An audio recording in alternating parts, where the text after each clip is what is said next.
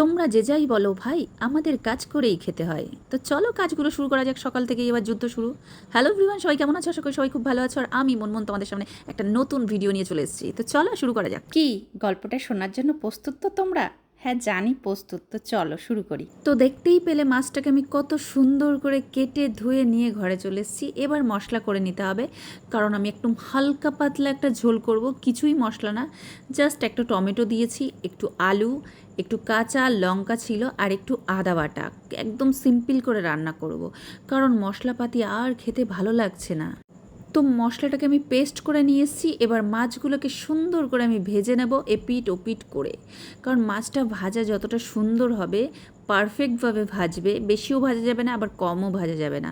তো চলো এবার মাছগুলোকে দিয়ে দিচ্ছি। দেখতেই পারছো একদম মাছের মোড়োটা কিন্তু আমি প্রচণ্ড ভালোবাসি, আর মোড়োটা কিন্তু আমার জন্য রেখেছিলাম, কিন্তু খেয়ে নিয়েছে আমার বর। প্রচণ্ড দুঃখের সহিত আমার ভিডিওটা ভয়েস ওভার দিতে হচ্ছে, কারণ মাছের মাথাটা কিন্তু আমার বর খেয়ে নিয়েছে।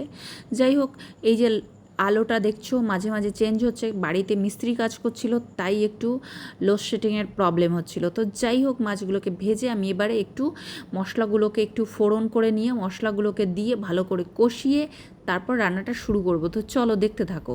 এই যে দেখো, তেজপাতা দিয়ে দিয়েছি, জিরে ফোড়ন কাঁচা লঙ্কা দিয়ে, এই শুকনো লঙ্কা সরি, জীবনটাই আমরা ভুলভাল মানুষের হাতে দিয়ে ফেলি, আর তোর কথাবার্তা একটু ভুলভাল হতেই পারে।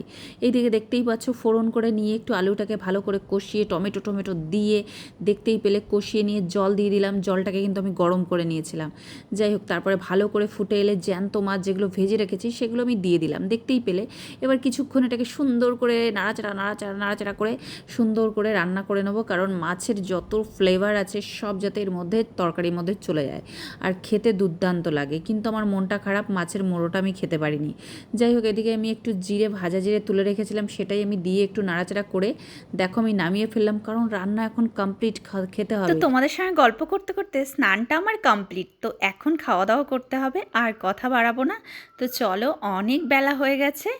আর সবাই ভালো লাগলে অবশ্যই ফলো করে দিও। টাটা।